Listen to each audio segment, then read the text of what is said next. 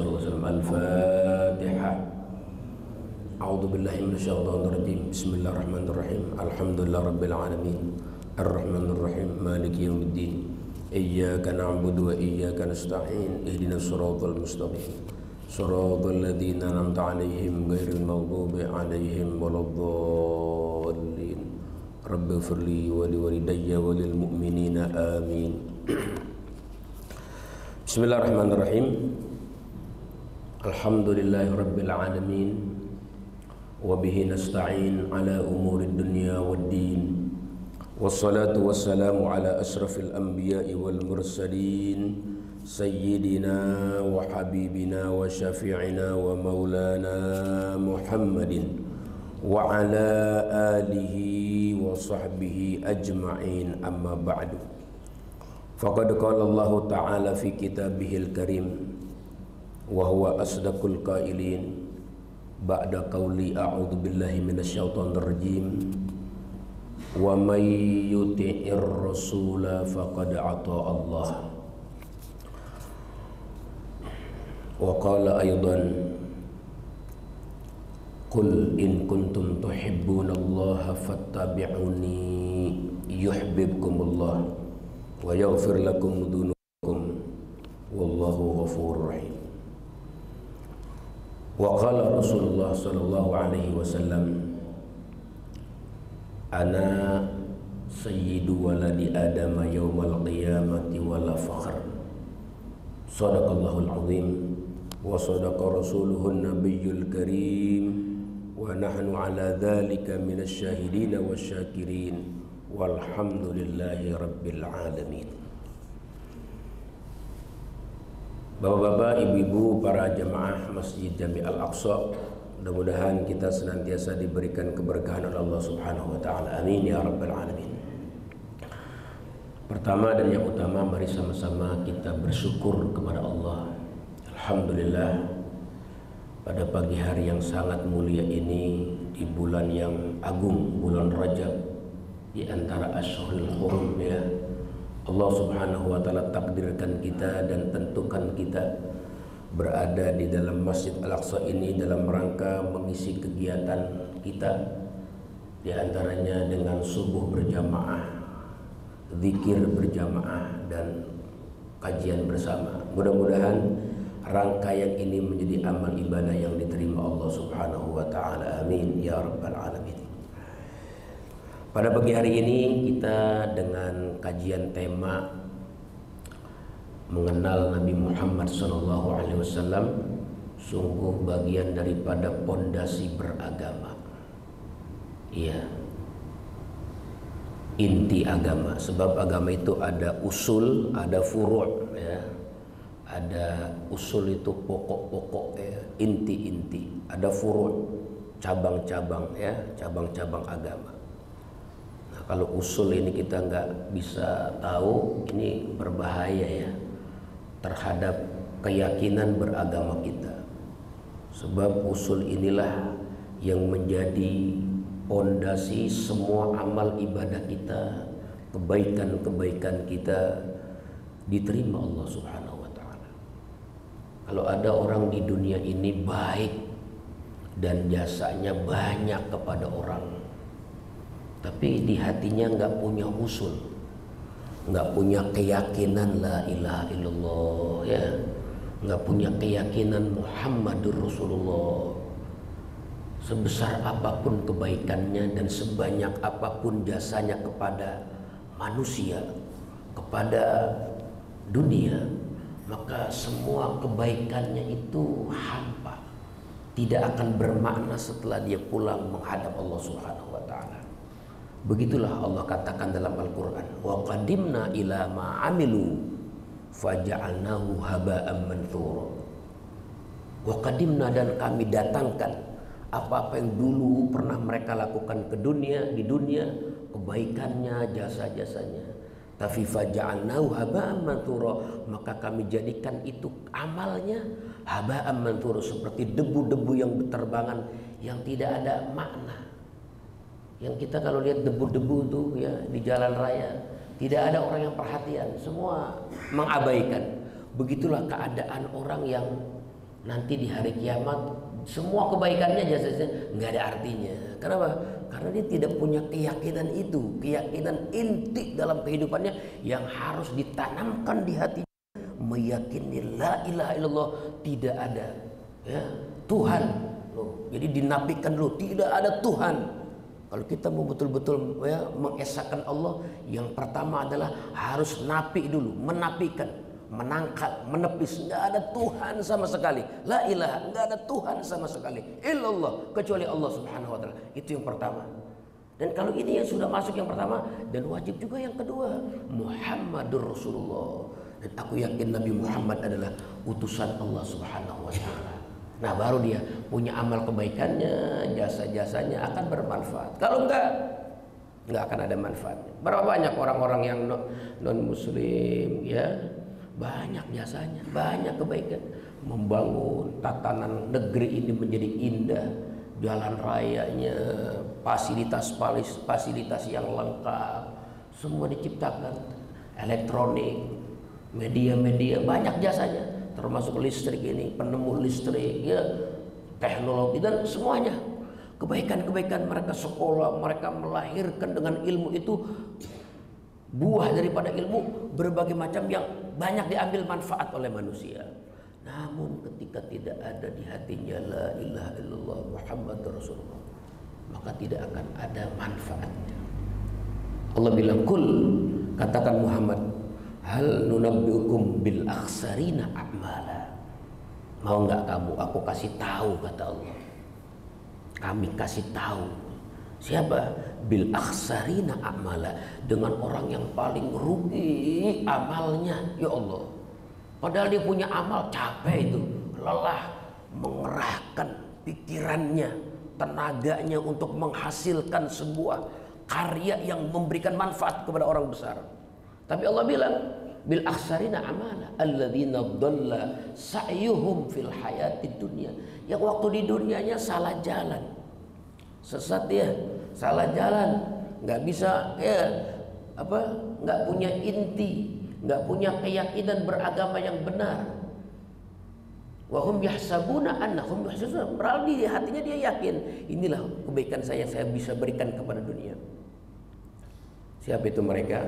Mereka adalah ulaikal ladzina kafaru bi ayati rabbihim. Mereka itu yang kafir ya, orang-orang yang kagak beriman dengan ayat-ayat Allah Subhanahu wa taala, enggak yakin dengan hari pertemuan dengan Allah Subhanahu wa taala. Maka kalau kita mau mau ada tahapan Bapak tentang ilmu, pembelajaran tentang ilmu pengetahuan, maka yang paling inti adalah yang pertama kali kita harus kenal dengan Allah, kenal kita dengan Nabi Muhammad Sallallahu Alaihi Wasallam. Gitu.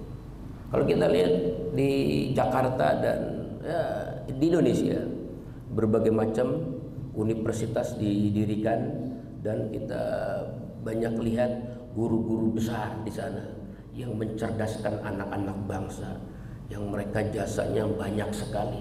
Namun sayang mereka nggak kenal Tuhan tuh, nggak kenal Allah, nggak kenal Nabi Muhammad. Ya Allah, ya guru-guru besarnya kagak memilih agama Islam, padahal dia pinter, ahli ekonom, ahli politik, ya, ahli kedokteran, berbagai macam ahli dia kuasai, tapi nggak kenal Allah. Buktinya dia nggak pilih tuh, nggak disembah Allah, nggak kenal Nabi Muhammad SAW.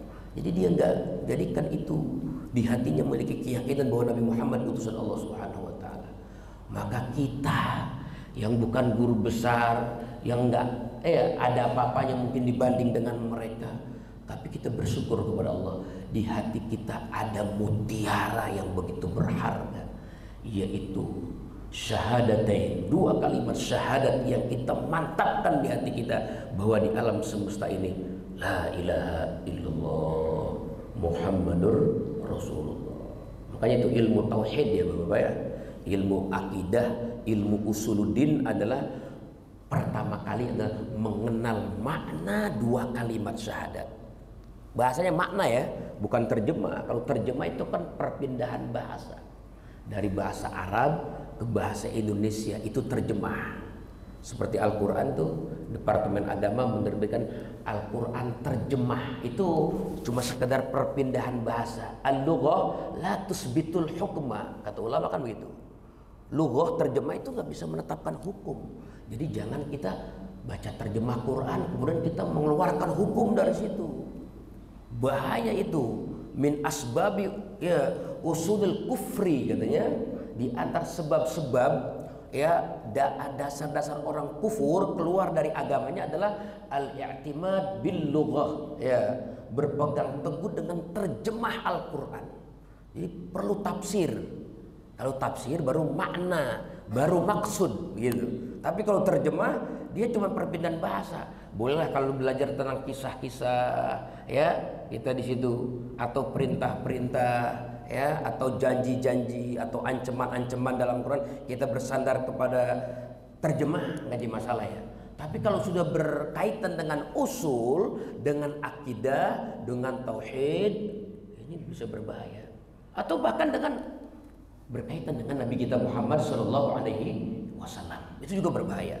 Coba kalau kita lihat di terjemah depan Bapak, ada ayat diterjemahkan di situ, ya Allah kan pernah katakan dalam Al-Quran itu dalam surat Wadduha, wa wajadaka dhallan fahada, wa wajadaka dhallan fahada, dan Allah dapatkan engkau Muhammad dhallan, sesat, fahada, maka Allah berikan hidayah.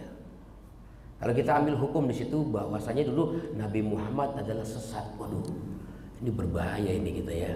Iya, kita walaupun sholat malam tiap malam, ya, puasa Senin Kamis rutin, Quran tiap hari kita baca, kalau kita punya keyakinan bahwa Nabi Muhammad dulunya sesat, baru dikasih hidayah, selamat, waduh bahaya tuh.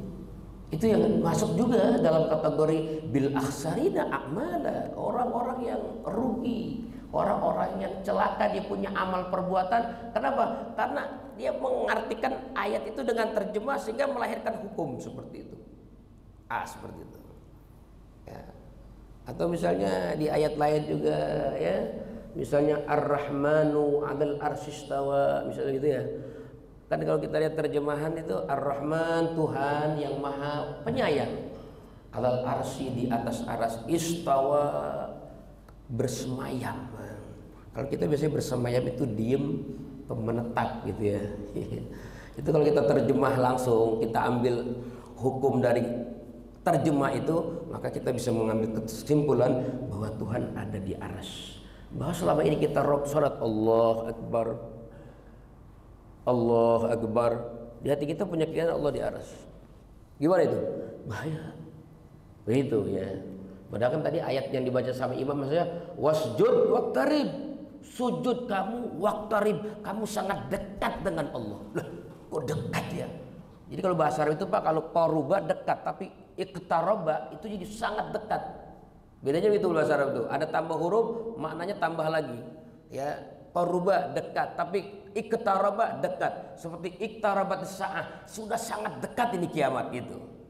Nah, ketika Allah bilang wasjud waqtarib, sujudlah kamu waqtarib, dan kamu sangat dekat dengan Allah. Lah, Allah katanya di atas aras, kita sedang sujud. Kecuali kalau kita berdiri tegak, mungkin agak dekat Allah dengan kita, dengan karena kita berdiri tegak di atas, kepala kita di atas. Tapi ketika kita wasjud, sujud kamu, berarti kan turun, ya, kepala kita dari tadi di atas kemudian turun paling bawah di bumi. Allah bilang kau waqtarib, kamu sangat dekat dengan Allah. Nah, ini bagaimana pengertiannya? Nah, itulah perlu tafsir namanya. Begitu juga dengan makna la ilaha illallah Muhammadur Rasulullah. Itu kalau mau dibahas Pak, makna la ilaha illallah Muhammadur Rasulullah, waduh, dalam itu, panjang itu, memerlukan waktu yang lama itu. Kenapa? Karena makna. Tapi kalau terjemah, ya cukup, aku bersaksi tidak ada Tuhan kecuali Allah.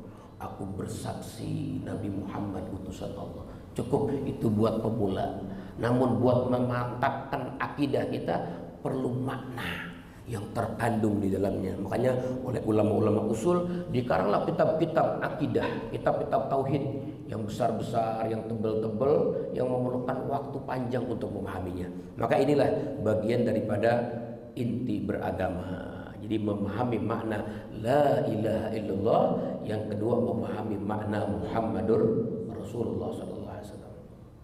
Nah, Bapak yang berbahagia, ibu-ibu, para jamaah sekalian, ini saya menyampaikan tema ini karena berdasarkan daripada perkataan ulama. Kok temanya lain nih, mengenal Nabi Muhammad SAW. Sungguh, ada kata-kata sungguh. Kenapa? Supaya punya perhatian kita dengan mengenal Nabi Muhammad SAW. Iya, kalau nggak kenal Nabi Muhammad, besok kita di hari kiamat orang pada bukan cari Nabi Muhammad. Kan ada tuh hadisnya yang masyhur ya. Nanti di hari kiamat, orang-orang tuh saat udah putus asa, lelah sudah, capek keputusan belum juga datang, lama dibiarin aja sama Allah. Akhirnya mereka berinisiatif, bagaimana ya kalau kita minta tolong saja kepada Nabi Adam. Nabi Adam kan bapak kita yang pertama. Mereka akhirnya berduyun-duyun datang semua kepada Nabi Adam. Jalannya jauh, lelah, capek. Begitu sampai di depan Nabi Adam, mereka berkata, ya Adam, anta abuna, wahai Adam, engkau adalah bapa kami. Fasfa inda rabbil alamin. Coba berikan kami syafaat pertolongan di hadapan Tuhan Rabbil alamin. Ya, akhirnya kata Nabi Adam apa? Wahai cucu, anak cucu semua, masing-masing nafsi-nafsi, saya nggak bisa tolongin. Wah, putus asa. Nabi Adam nggak bisa nolongin, kata mereka. Harap mereka berduyun-duyun lari-lari kepada Nabi Nuh. Itu kan dari satu tempat ke tempat lain memerlukan waktu yang panjang. Begitu sudah curhat dengan kebutuhannya perlu syafaat. Tapi Nabi Adam, semua nabi-nabi bahkan menjawab nafsi-nafsi masing-masing. Kenapa sih mereka nggak lari langsung kepada Nabi Muhammad SAW? Nggak kenal waktu di dunianya, nggak kenal sama Nabi Muhammad. Jadi mereka lebih tertarik kepada Nabi Adam, tertarik kepada Nabi Nuh, tertarik kepada Nabi Ibrahim, tertarik kepada Nabi Musa, tertarik kepada Nabi Isa. Mereka kenal dengan Nabi Muhammad SAW. Makanya kata Al-Imam Yusuf An-Nabhani, Nabi Muhammad pernah bilang sebenarnya dengan kita, yang kita nggak usah lari ke sana, ikut-ikutan orang ke sana. Orang ke sana kita ikut ke sana, orang ke sana, nggak punya pendirian, nggak punya prinsip. Nabi kan udah bilang waktu hidupnya, apa kata Nabi? Ana sayyidu Adam yaumal qiyamah. Saya ini rajanya manusia nanti di hari kiamat. Wala fakhr. Saya ngomong begini bukan sombong ya, bukan. Nabi tuh nggak ada sombong sama sekali. Tawadu. Karena sallallahu alaihi wasallam syadidat tawadu. Nabi Muhammad adalah manusia yang paling sangat tawadu, makanya diangkat derajatnya oleh Allah Subhanahu wa taala. Itu. Kok Nabi ngomong saya ini rajanya manusia di hari kiamat. Nabi tegesin, takutnya ada sangka salah. Orang mendengar seperti ini, Nabi sombong amat ngaku-ngaku rajanya manusia di hari kiamat lagi. Iya, beneran tapinya. Makanya aku katakan wala fakhra. Wala fakhra artinya aku nggak sombong ngomong begini, bukan. Biar kalian mengenal gitu siapa aku sebenarnya. Siapa aku sejatinya. Antum makanakum, kalian diem aja di tempat kalian, nggak usah ikut-ikutan orang ke sana, ikut ke sana, orang ke sana, nggak usah. Antum makanakum, kalian diem aja di tempat, duduk manis. Di saat orang pada lari kepada Nabi Adam, lari kepada Nabi Nuh, lari pertolongan kepada Nabi Musa, nggak usah, diem aja. Kenapa? Karena nggak akan membuahkan hasil. Kenapa? Karena mereka semua tahta liwai, pangkatnya di bawah aku. Wa ana sayyidu Adam, dan saya adalah sayyid, rajanya manusia yaumal qiyamah, di hari kiamat. Makanya kata Imam Yusuf An-Nabhani, ini hadis perlu ditanamkan yang kuat di hati kita, biar kita ingat tuh sampai hari kiamat nanti. Di saat kita menyaksikan orang banyak lari ke sana, kita teringat dengan kajian subuh kita. Dulu saya pernah dengar waktu di dunia, Nabi Muhammad raja, kenapa saya harus capek-capek? Udah saya diam di tempat, karena Nabi pesan, antum makanakum, kalian semua diam di tempat-tempat kalian. Nanti aku akan bangkit memberikan syafaat karena Nabi, karena Allah akan memberikan izin hanya kepada satu orang, yaitu Nabi Muhammad SAW. Nah ini Bapak-Bapak ya, yang perlu kita tanamkan di hati kita. Apalagi kalau kita mau merenung, mentadaburkan ayat-ayat Al-Quran, Masya Allah 30 juz ya, Al-Quranul Karim itu bagaimana berkaitan dengan keagungan, bobot ya, keberbobotannya Nabi besar Muhammad SAW dalam Al-Quran. Jadi Masya Allah ya. Jadi kalau kita baca Quran, hampir itu Quran bagaimana sih Allah menyanjung, Allah mengangkat, Allah memuji. Kalau Allah sudah memuji, apalah artian pujian kita manusia biasa, recehan, nggak setimpal, nggak sebanding. Makanya dulu ada seorang ulama besar namanya Al-Imam Ibnul Farid. Imam Ibnul Farid ini dikenal dengan Sultanul Asyikin. Jadi sultan itu rajanya orang-orang yang mengenal cinta dengan Nabi Muhammad SAW. Begitu ya, Sultanul Asyikin. Nah, ini Imam Ibnul Farid pernah ditanya, wahai Imam, aku lihat kamu ini kok dapat gelar Sultanul Asyikin, orang cinta Nabi, kok kamu nggak bikin sih puji-pujian buat Nabi Muhammad, ya enggak? Sementara ulama-ulama lain kan bikin tuh puji-pujian dengan syair-syairan mereka yang indah-indah. Bahkan dulu di zaman sahabat juga ada sahabat namanya Abdullah bin Rohah, ya, sampai Abdullah bin Abbas juga sama Hasan bin Thabit. Mereka itu punya sanjungan, syiiran, puji-pujian buat Nabi Muhammad. Belum ke belakang ini ada banyak ulama-ulama ya, seperti misalnya qasidah yang kita kenal dengan Al-Burdah ya, pujian-pujian buat engkau. Kamu gak puji? Apa kata dia? Oh, saya melihat ini mereka yang pada muji-muji kok masih kurang katanya. Pujiannya belum pas. Bagaimana aku mau bikin sebuah pujian sementara Allah saja dalam Al-Quran sudah banyak memuji-muji Nabi Muhammad SAW. Nah, seperti itu. Nah, jadi bapak-bapak, dengan kita kajian tema pada pagi ini mengenal Nabi Muhammad sungguh daripada bagian inti agama, maka marilah sebelum kita usolli fardhu zuhri, sebelum kita nawaitu shauma ghadi, nawaitu an ukhrija zakatal fitri, nawaitul hajja wal umrah misalnya ya, sebelum itu semua kenali dulu inti beragama, yaitu diantaranya bagian separuh daripadanya mengenal Nabi Muhammad SAW. Jadi ada dua ya, ada mengenal Allah, yang kedua adalah mengenal Nabi besar Muhammad SAW. Jadi ketika kita ngomong la ilaha illallah Muhammadur Rasulullah, itu kita harus yakin Muhammad yang dimaksud mana ya. Nah, seperti kita lihat ini misalnya ada tulisan kaligrafi besar Muhammad ya. Ini kan nama Muhammad pernah mencuat juga di Tangsel ini calonnya Muhammad. Apa Muhammad Pondok Ranji ya. Enggak, apa Muhammad mana nih kan begitu ya. Iya, Muhammad yang mana nih? Oh, makanya dikenal. Oh, Muhammad yang dimaksud Muhammad yang dulu pernah lahir di kota suci Mekah. Pernah lahir ya 1500 tahun yang lalu, pernah lahir di kota suci Mekah. Oh, di kota suci Mekah iya. Dengan nama Muhammad. Oh, pada saat itu bapak-bapak di kota Mekah juga banyak orang yang namanya udah Muhammad, banyak.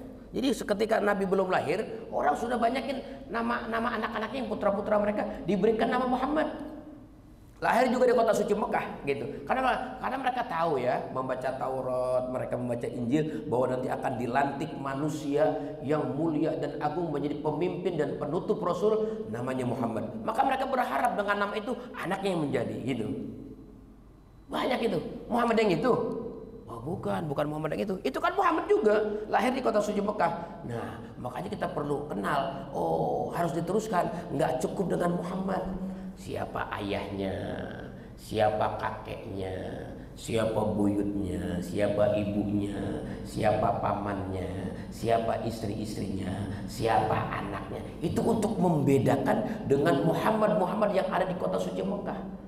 Apalagi semakin melebar, banyak nama-nama Muhammad di alam dunia ini. Nah, ini perlu kenal begitu. Oh, makanya ketika mereka berharap nama anak-anak mereka nanti kelak bisa jadi anak saya ini yang menjadi Rasul. Allah bilang, wallahu a'lamu haitsu yaj'alu risalatah. Allah Maha tahu siapa yang layak untuk mendapatkan risalah, yang akan mengemban risalah ini sehingga orang yang membawanya menjadi Rasul. Akhirnya yang dipilih adalah Muhammad bin Abdullah bin Abdul Muttalib bin Hashim bin Abdul Manaf, ya, yang punya ibunya Aminah binti Wahab, yang punya istrinya Sayyidah Khadijah dan Sayyidina Aisyah radhiyallahu anhuma, yang punya putra adalah diantaranya Sayyidah Fatimah Zahra yang lahirnya tanggal dulu. Itu tuh kita mesti tahu begitu. Kenapa fungsinya?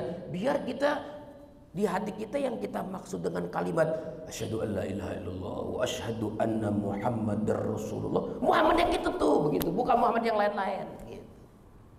Karena ada sekarang ya Muhammad yang lain gitu, takutnya Muhammad yang lahir di India misalnya gitu ya, saya bukan Muhammad yang di Mekah, saya Muhammad yang lahir di India gitu, bisa jadi nanti salah maksud maksudnya perlu itu mengenal ya tentang biografi Nabi Muhammad SAW, mengenal biografi Nabi Muhammad SAW yang lebih dikenal dengan sebutan sirah ya, perjalanan sejarah hidup Nabi Muhammad SAW, itu bisa mengantarkan kita untuk menjadikan idola.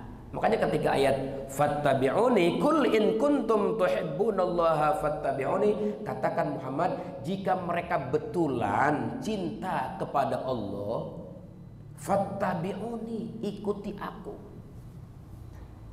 Dan itu orang-orang Yahudi begitu ya.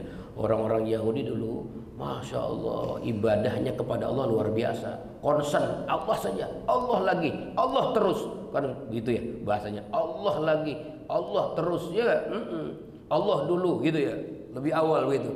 Tapi nggak ikut Nabi Muhammad, nggak jadi tuh. Orang Yahudi begitu. Orang Yahudi Pak kalau masuk tempat ibadah kalah kita ya. Kita tadi masuk masjid ini jam berapa tuh? Ya mungkin yang awal mungkin ada yang jam 4, ada yang jam 10, jam 4 seperempat kan gitu.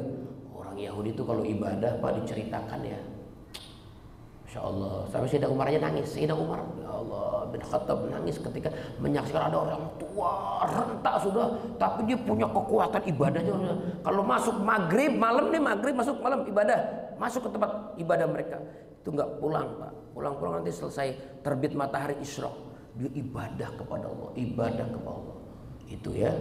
Nah, makanya ketika Nabi sudah di Madinah ya, Sayyidina Umar sudah pun di Madinah menyaksikan orang-orang Yahudi seperti itu, kata Sayyidina Umar, kasihan. Kenapa? Karena mereka nggak ikut Nabi Muhammad SAW. Maka tuh ayat turun, kul in kuntum tuhibbunallah, jikalau kalian betulan cinta kepada Allah Subhanahu wa taala, hai orang-orang Yahudi yang ada di Madinah, kalian betul cinta kepada Allah dengan ya bukti ibadah yang luar biasa. Belum cukup, harus fattabi'uni, ikuti aku katanya. Kalau kamu sudah ikuti aku baru dapat apa katanya, yuhibbukumullah. Bukan kamu cinta kepada Allah, tapi cintamu dibalas. Apa katanya? Yuhibbukumullah, Allah langsung bakal cinta kepadamu. Kan beda Pak, kalau kita cinta kepada Allah dengan Allah cinta kepada kita, itu yang mahal. Yang kedua, Allah cinta kepada kita. Kalau kita cinta kepada Allah, Allahnya cinta enggak? Nah, itu Allah nerima nggak cinta kita? Kalau Allah nerima cinta kita, itu kuncinya. Fattabi'uni, ikuti aku, kata Nabi. Ikuti Nabi Muhammad SAW. Bagaimana cara mengikuti Nabi Muhammad SAW? Yaitu harus kenal dengan Nabi Muhammad, kenal sejarahnya, kenal dengan sosok figurnya, kenal dengan akhlaknya, sehingga kita dikit demi sedikit bisa menyesuaikan. Jadi ini ngaji sirah Bapak-bapak, sebenarnya bukan cuma asik dengerin cerita Nabi Muhammad, bukan. Jadi ngaji sirah Nabawiyah itu ya tidak lain adalah agar kita bisa menyesuaikan. Ya, harus kita menyesuaikan bagaimana akhlaknya, bagaimana ibadahnya. Meskipun nggak bisa 100% kita sama persis gitu, minimal ada kemiripan dengan belajar sirah itu. Jangan nih belajarnya sirah Nabawiyah, cerita tentang Nabi Muhammad, tapi kalau sama orang merengut aja. Mana ini? Ya, efek daripada ngaji sirah. Nabi Muhammad tuh manusia yang murah senyum. Karena Rasulullah daimal bisir. Nabi Muhammad tuh kalau ketemu orang senantiasa senyum. Wajahnya enak dipandangnya. Itulah wajah mulia Nabi Muhammad SAW. Sampai orang-orang tuh kalau sudah ketemu Nabi Muhammad, dia merasa bahwa Nabi Muhammad tuh paling cinta sama saya. Nabi Muhammad tuh paling perhatian sama saya. Nah, jadi nggak ada yang dibeda-bedain perasaan mereka. Kalau kita kan Kadang-kadang suka pilih kasih itu wajah kita, senyum kita nih punya apa ya? Punya volume gitu. Kalau orang yang rada akur sama kita, kita senyumnya 100%. Enggak? Kalau nggak akur, ngapain gitu ya. Tapi Nabi kagak tuh. Nabi tuh Masya Allah, sampai ada orang pulang nih dari bertemu sama Nabi. Nabi perhatian banget sama saya. Nabi cinta banget. Semua ngomong begitu. Kenapa? Nabi itu memberikan apresiasi wajah yang riang gembira kepada setiap orang, sehingga hampir setiap orang punya anggapan, akulah orang yang paling dicintai Nabi Muhammad SAW. Maka kita masuk Masjidil Al-Aqsa sini, belajar sirah nabawiyah, belajar agama, kemudian kita keluar di tempat ini, ya, orang lain yang kita pandang, orang merasa kita paling dicintai, paling dihormati. Orang lain begitu beranggapan, dengan kita punya ekspresi, punya akhlak yang kita tonjolkan kepada mereka, maka itulah yang disebut dengan buah dari perladanan sirah, ya, perjalanan hidup Nabi Muhammad SAW. Seperti itu. Sallu ala Muhammad, Allahumma shalli ala sallam. Nah, sekarang saya mau baca kitab ya Pak, supaya kita agak nyambung sedikit. Kalau ngomong kemana-mana takutnya acak-acakan. Jadi di sini Al-Imam Qadhi Iyad, ya, Al-Yahsubi, beliau menulis kitab namanya Asy-Syifa, obat ya. Syifa itu maknanya obat. Bita'rifi huquqil Mustafa, dengan tema mengenal Nabi yang terpilih, Nabi Muhammad SAW. Nah, makanya ini kitab Asy-Syifa ini banyak dibaca di saat waktu musim Covid. Ulama-ulama Mesir tuh baca kitab Asy-Syifa. Dibaca aja kayak Quran, kayak baca Quran, baca tartil gitu ya, baca qiraat aja. Gitu.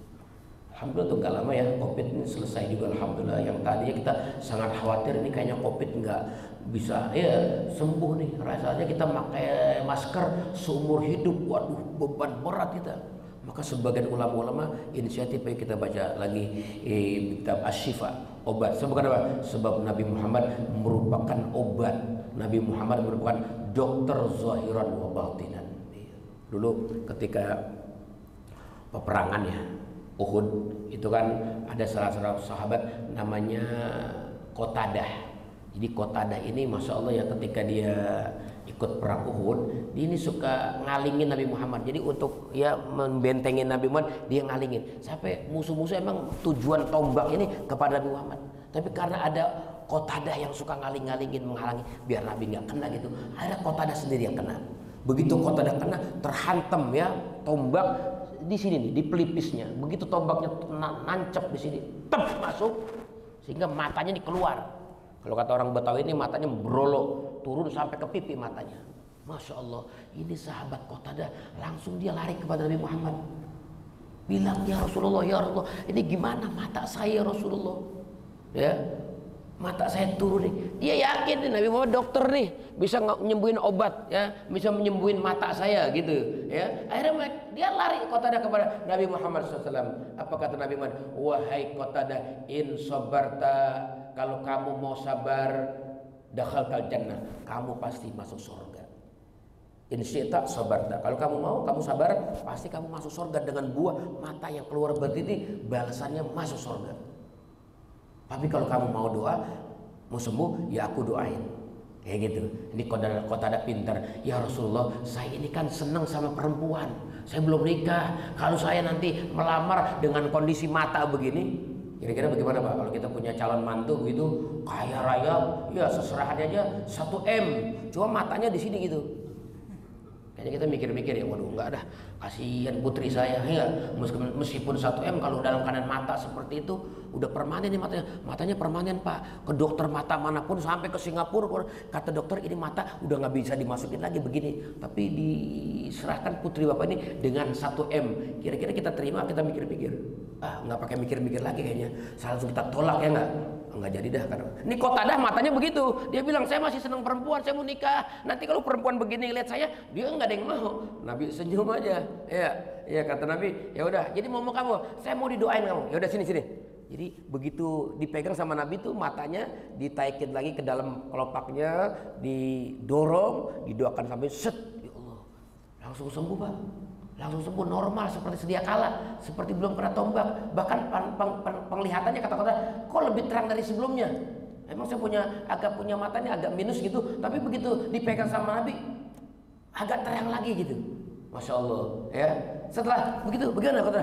Enak, lebih enak dari yang pertama sebelum kena. Ya Rasulullah, ada satu lagi apa? Doain saya masuk surga katanya. Pinter ya, iya. Udah sembuh, doain masuk surga ya Rasulullah. Apa kata Nabi? Allahumma adkhilhul jannah. Allah, ya Allah, masukkan kota dan nanti ke surga. Dia begini karena membela Nabimu katanya. Sallallahu alaihi Muhammad. Itu ya, itu namanya dokter. Nah, dokter apa? Asyifa, ya, penyembuh. Ya, bahkan ada lagi salah seorang sahabat yang tertebas ya ininya apa tangannya sampai putus, jadi tinggal kulitnya aja patah gitu. Waduh, itu kalau dibawa ke Gopli Pak nggak cukup sebulan kayaknya, putus bahasanya. Tulang-tulangnya putus. Tapi sama Nabi Muhammad cuma diludahin aja, datang ya Rasulullah saya putus ada di sini, ditempelin lagi, sembuh seketika. Makanya nggak berlebihan kalau Nabi Muhammad mendapatkan asyifa, ya penyembuh Nabi Muhammad.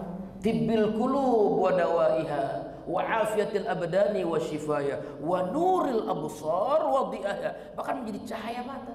Banyak itu ya. Ada seorang sahabat itu datang kepada Nabi Muhammad SAW, dia mengeluh matanya ini enggak melihat, ya enggak. Apa kata Nabi? Ya sudah, kamu pulang, kamu wudhu, sholat yang rapi, hajat, kemudian kamu minta kepada Allah, bawa nama saya ya, bawa nama saya. Allahumma bihaqqi Muhammadin, ya Allah, aku minta dengan kemuliaan Nabi Muhammad, kembalikan mataku seperti semula. Nggak lama tuh matanya sembuh. Itu asyifa namanya.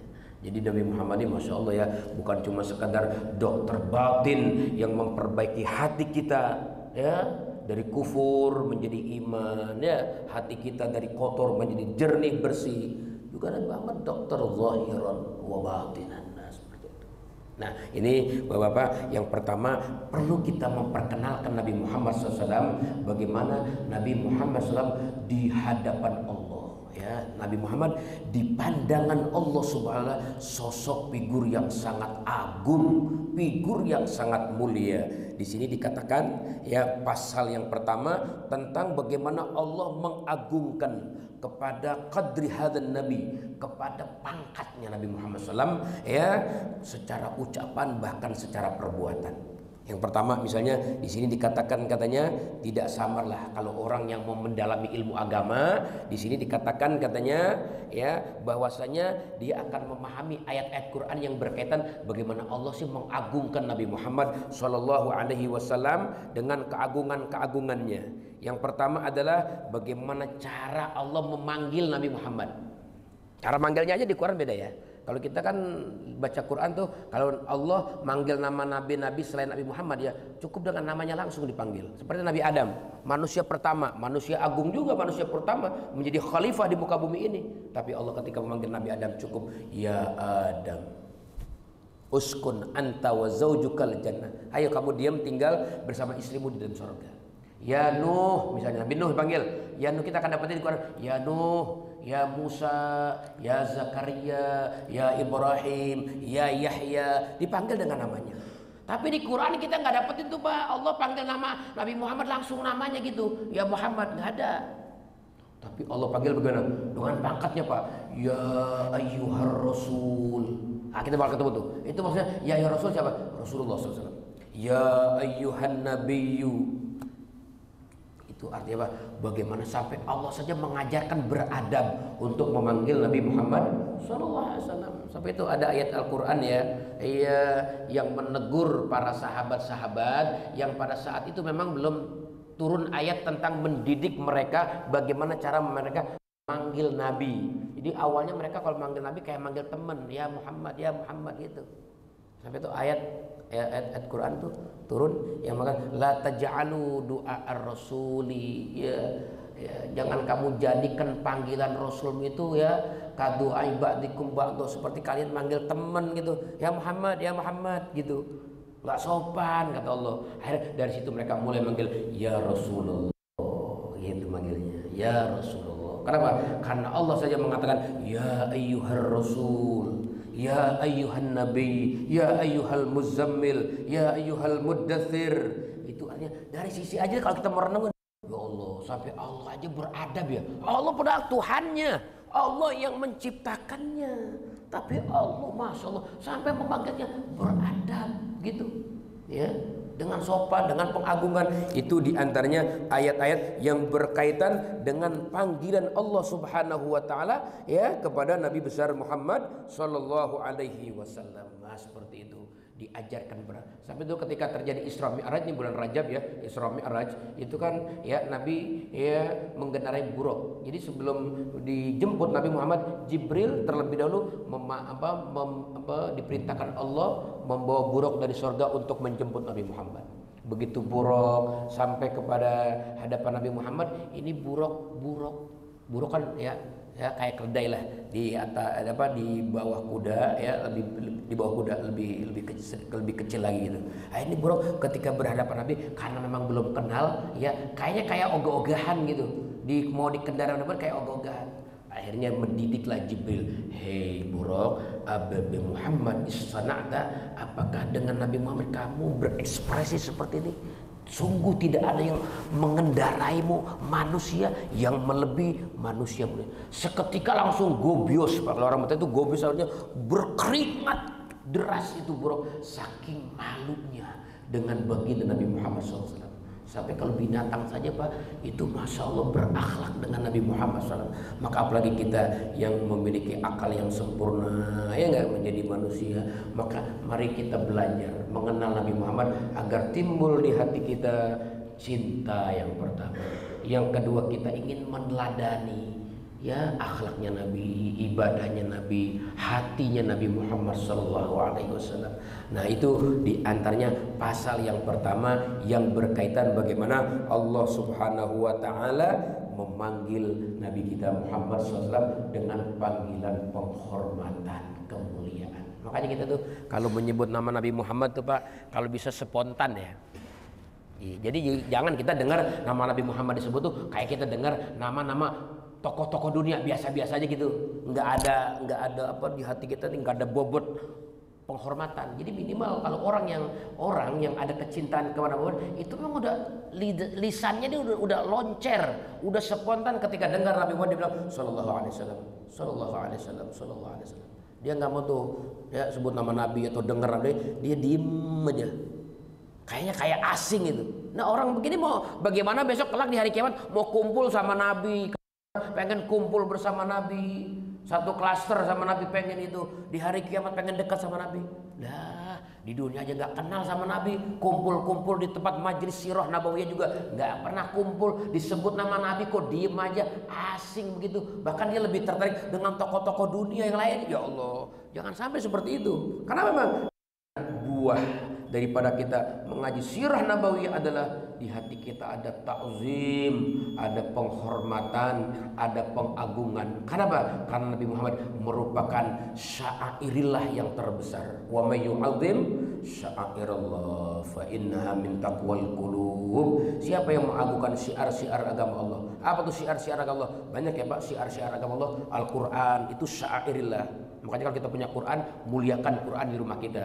Ada waktu, agenda yang kita baca, tempatkan Al-Quran di tempat yang mulia. Itu namanya syairillah Al-Quran. Ya, masjid ini termasuk syairillah. Ada adab-adabnya kita. Mau masuk masjid ini, masya Allah, punya adab-adabnya. Masuk kaki kanan, keluar kaki kiri. Jangan duduk dulu sholat tahiyatul masjid. Gitu ya. Bicaralah di dalam masjid ini berkaitan dengan agama. Jangan bicara-bicara dunia. Seperti itu. Karena beradab dengan syairillah. Dan sungguh syairillah yang terbesar adalah Nabi kita Muhammad SAW. Sehingga kalau kita cuma punya keyakinan la ilaha illallah, nggak jadi tuh kalau nggak ada Muhammad Rasulullah. Mengapa? Ini Allah kaligrafinya bersanding dengan Nabi Muhammad Sallallahu Alaihi. Ini udah menggambarkan ini cermin ya bahwa ini ya Allah buah daripada keyakinan terhadap la ilaha illallah. Buahnya ini mengagungkan Nabi besar Muhammad. Buahnya itu. Kalau kita yakin la ilaha illallah, tidak ada Tuhan kecuali Allah, keyakinan buah daripada la ilaha illallah adalah punya keyakinan bahwa tidak ada manusia yang paling sempurna kedudukannya di hadapan Allah melebihi Nabi besar Muhammad sallallahu alaihi wasallam. Makanya itu di mana ada kalimat la ilaha illallah, pastilah Muhammadur Rasulullah SAW. Ini baru pasal pertama ya Pak, bagaimana cara memanggil Nabi Muhammad SAW. Allah saja menggunakan sopan santun ya. Mudah-mudahan dari sini kita belajar. Marilah setiap kali kita mendengar Nabi disebut, kita bersolawat. Kalau kita menyebut nama Nabi, mari kita awal dengan Sayyidina Muhammad SAW. Jangan dikit-dikit Muhammad, dikit-dikit Muhammad. Ini Muhammad mana nih? Muhammad Tangsel mana nih? Ya, iya, oh enggak Muhammad Mekah. Masa manggilnya sama aja? Tambahin dong Sayyidina Muhammad atau Muhammad terusin Sallallahu Alaihi Wasallam. Itu ya, itu yang pertama. Nanti akan ada ayat-ayat berikutnya yang berkaitan dengan pengagungan ya Allah Subhanahu Wa Taala, dengan pujian-pujiannya, dengan sanjungan-sanjungannya, akan ada itu ya pada pertemuan yang insya Allah berikan panjang umur, sehat walafiat kepada kita ya, kita bisa dipertemukan kembali dalam rangka mengaji sirah nabawiyah insyaallah, khususnya perjalanan hidup Nabi kita Muhammad SAW, manusia yang banyak jasanya kepada kita. Jazallahu anna sayyidina Muhammad sallallahu khaira, jazallahu anna sayyidina Muhammad sallallahu alaihi wasallam wa alihi. Mudah-mudahan yang sedikit ini sebagai mukaddimah, pulang dari tempat ini di hati kita ada pengagungan kepada Nabi Muhammad SAW. Sebab derajat orang nanti di surga yang tertinggi apa tuh? Dinilai dari ininya, hatinya sejauh mana dia mengagungkan Nabi Muhammad. Seperti itulah derajatnya nanti dia di dalam surganya Allah Subhanahu wa Ta'ala. Tetap dalam pengagungan beliau sebagai hamba, bukan sebagai Tuhan ya. Tetap kita Tuhan nggak ada sama sekali, la ilaha, nggak ada Tuhan sama illallah, hanya Allah saja. Nah Nabi Muhammad paling mulia, paling agung dalam rangka sebagai hamba Allah. Makanya Muhammadan abduhu wa rasuluh, hamba Allah, paling mulia itu hamba Allah dan juga utusan Allah subhanalladzi asra bi abdi, hamba Allah bukan Tuhan. Jadi jangan wah ini mengagungkan Nabi Muhammad, jadi kayak mempertuhankan. Pahami dulu dong takrif definisi apa itu makna Tuhan, apa itu makna hamba, biar paham ya, sehingga kita jangan memposisikan Nabi Muhammad tuh manusia biasa. Itu bisa kadarnya bisa turun tuh, kualitas keimanan kita akan turun drastis di saat kita mengatakan Muhammad kan manusia biasa kayak kita juga, sama manusia biasa. Bahaya itu ngomong begitu ya. Sungguh Nabi Muhammad manusia luar biasa. Muhammadun basyarun, Nabi Muhammad memang manusia tapi jangan pakai biasa, manusia tapi laisa kal basar, enggak seperti manusia pada umumnya. Dia manusia istimewa, manusia mulia, manusia agung di hadapan Allah Subhanahu wa Ta'ala. Mudah-mudahan pulang dari tempat ini bawa di hati kita keagungan Nabi besar Muhammad sallallahu alaihi wasallam. Mudah-mudahan amal yang sedikit Pak, tapi kalau di hatinya ada amal yang tinggi, ta'zim, mahabbah kepada Nabi, itulah yang membuahkan penempatan yang mulia kelak di hadapan Allah dalam surganya Jannatun Naim. Amin ya rabbal alamin. Sekian dari saya. Ya, Bapak-bapak. Biasanya ada pertanyaan Pak, gimana? Assalamualaikum warahmatullahi wabarakatuh. Waalaikumsalam. Iya. Respon saya adalah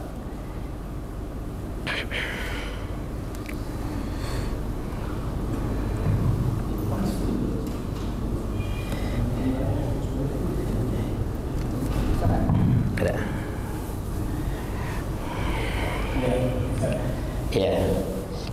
Ya, mudah-mudahan sih dari sini semua percaya kepada Allah dan bisa Rasulullah, termasuk guru besar universitas. Amin. Doain. Mungkin kalau yang percaya, mereka yang lalai kepada dari drone itu, tapi kalau mereka tidak percaya pasti percaya. Terutama yang Muslim, yang Muslim. Iya. Pertanyaan saya baca di surat Waqiah, orang awal, orang di tengah, sama orang yang akan datang. Orang yang awal itu sebelum Nabi Muhammad, Nabi Musa, itu jumlahnya tak banyak. Tapi Waqiah katakan justru mereka yang banyak masuk surga. Kemudian yang di tengah, yang percaya yang terakhir Nabi Muhammad, justru banyak yang tidak masuk surga. Di surga Waqiah. Iya. Saya baca seperti itu. Jadi maksud saya, bagaimana bisa seperti itu? Kan saudara Muhammad kan dan terakhir yang Rasulullah. Iya. Tapi kenapa ya umat yang terdahulu yang lebih baik surga? Menurut Ibnu Al-Qayyim, apa saya tafsiran dari ada kesalahan atau bagaimana? Iya. Oh iya. Karena ada tiga situasi, umat terdahulu, umat tengah sampai akhir.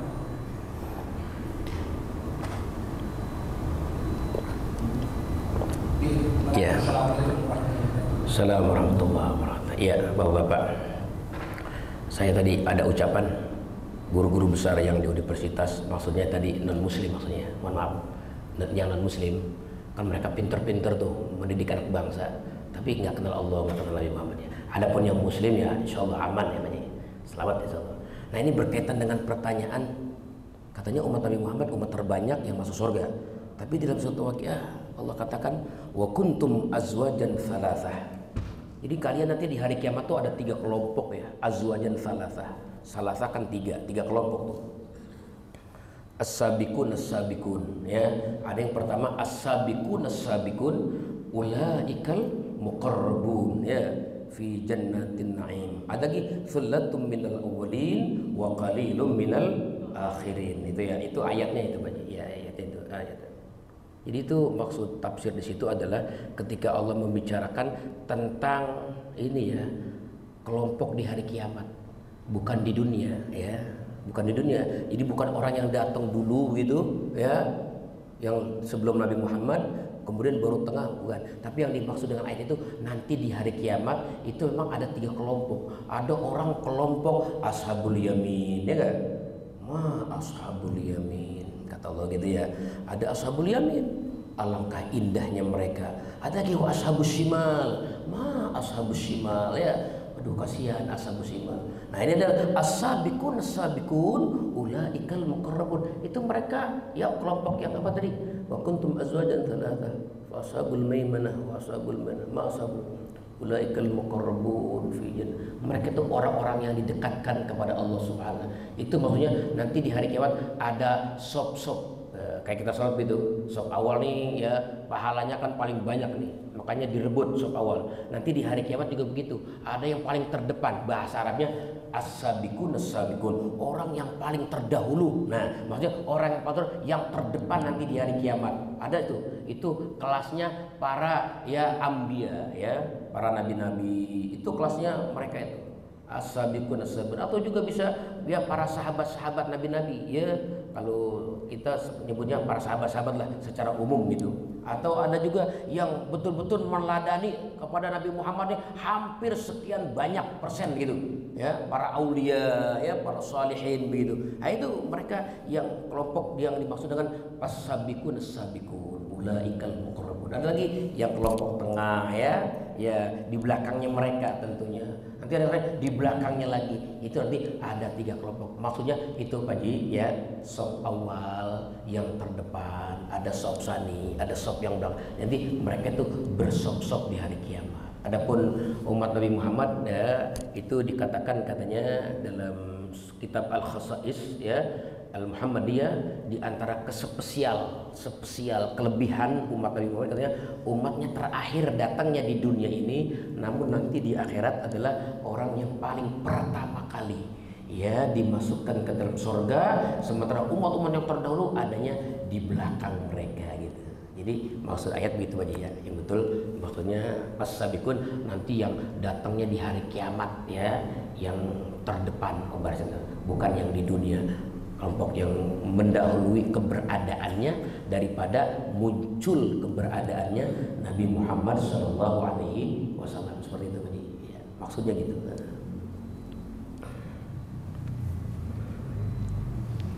Ya silakan Pak. Assalamualaikum warahmatullahi wabarakatuh. Waalaikumsalam. Terima kasih atas saksiannya Ustaz. Tadi sudah dijelaskan tentang pentingnya kita mengenal Allah dan Muhammad Rasulullah SAW. Jadi kalau saya pernah dengar bahwa La ilaha illallah ini adalah kalimat iman, bahwa kalau kita sudah mengenal Allah, Allah yang menciptakan kita, Allah yang memelihara kita, Allah yang memberi rezeki, ya sudah tidak usah mikir, kita taat saja kepada Allah. Jadi istilahnya tidak ada cerita, pokoknya taat saya atas perintah Allah Subhanahu wa Ta'ala. Apa perintahnya? Kita disuruh ibadah, tidak menciptakan jin dan manusia kecuali untuk beribadah kepada perintah. Jadi taat saya tidak usah pikir. Cuma cara taatnya ini adalah dengan cara Muhammad Rasulullah. Jadi kalimat yakin itu la ilaha illallah, Muhammad Rasulullah kalimat amal. Cara taatnya itu adalah mentaati Allah dengan cara yang dicontohkan oleh baginda Nabi Muhammad sallallahu alaihi wasallam. Ada 3 contoh yang Rasulullah tunjukkan. Pertama dalam penampilannya, surah, cara berpakaian dan sebagainya. Kemudian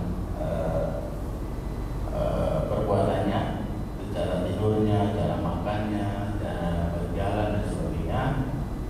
Kemudian amalannya, 3 ini. Yang saya mau tanya di situ adalah ada hadis yang diriwayatkan oleh Ibnu Abbas,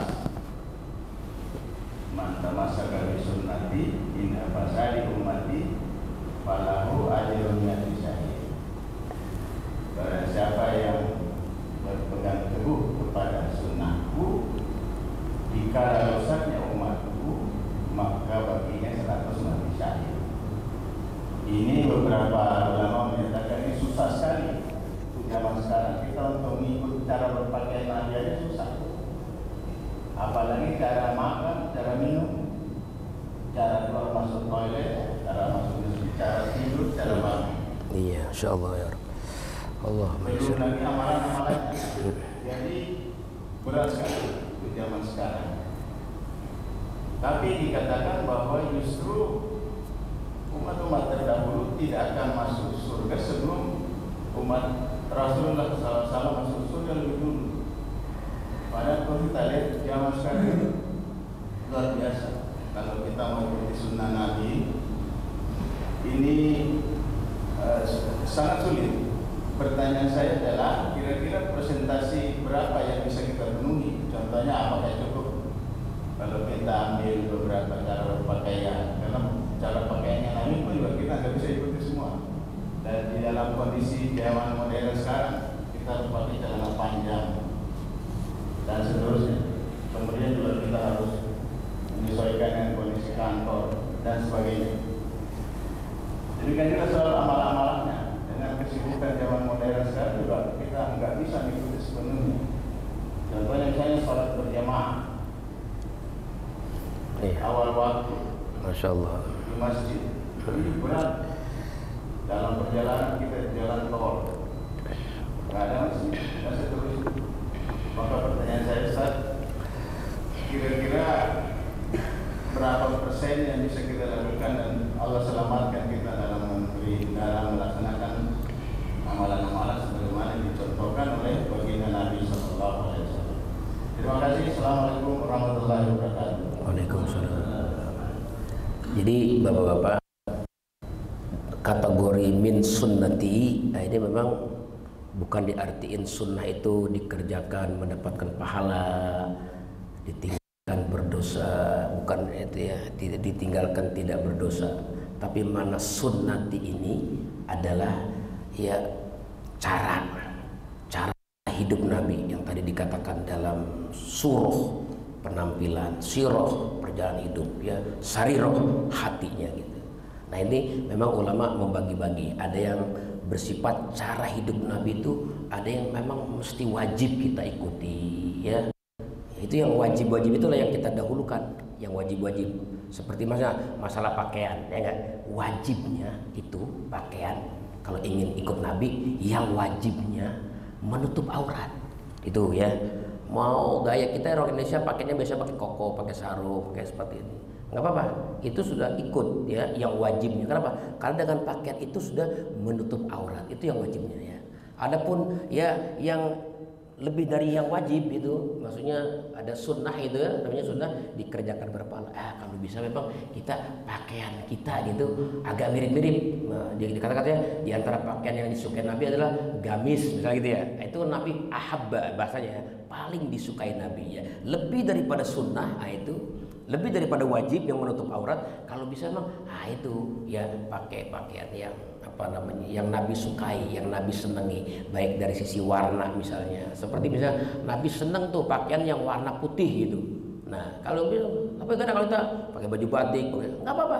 Tapi ya kalau kita mau pakai pakaian, nah punyalah gitu. Di lemari kita ada pakaian juga warna putih. Lebih-lebih kalau hari Jumat gitu ya. Nabi katanya kalau hari Jumat dari atas sampai tengah sampai bawah semuanya itu semuanya putih semua gitu. Nah, seperti itu ya. Jadi maksud sunnati di sini terbagi ya. Ada yang wajib memang betulan kita mengikutinya dalam konteks pakaian misalnya menutup aurat. Ada dalam konteks sunnah ya, yaitu dengan pakaian-pakaian yang sama persis dengan Nabi. Gamis itu ya warna putih gitu ya. Seperti itu adanya ya. Gitu maksudnya. Dan begitu juga ya amaliyah ya seperti sholat misalkan kalau ikut Nabi itu sholat berjamaah terus ya. Nah, yang wajibnya ikuti Nabi, sholatnya dulu ya. Bagaimana cara Nabi yang wudhu, yang wajibnya seperti apa, sholatnya. Nah, kemudian kalau pengen lebih sempurna peneladannya seperti Nabi, ikuti cara Nabi mengerjakan sholat berjamaah. Ya, kita lakukan secara berjamaah biar derajat kita naik gitu. Seandainya orang sholat saja, berarti ini sudah sama nih dengan Nabi Muhammad SAW. Ya sama dengan artinya sholatnya begitu ya. Adapun cara pelaksanaannya dilaksanakan secara berjamaah itu sebuah fadilah, sebuah keutamaan ya, bukan sebuah kewajiban yang apabila kita mengikuti itu termasuk kemuliaan yang akan diraih oleh orang-orang yang bisa mengamalkannya. Itu dari bentuk namanya sebutnya sariro. Jadi ada surah penampilan kita, ada lagi surah siro, yang terakhir lagi sariro. Sari itu menyesuaikan hati ya. Kita punya hati ini kondisikanlah bertahap ya, sedikit demi sedikit hati kita ini ya kita mirip-miripin ya sama hati Nabi kita Muhammad SAW.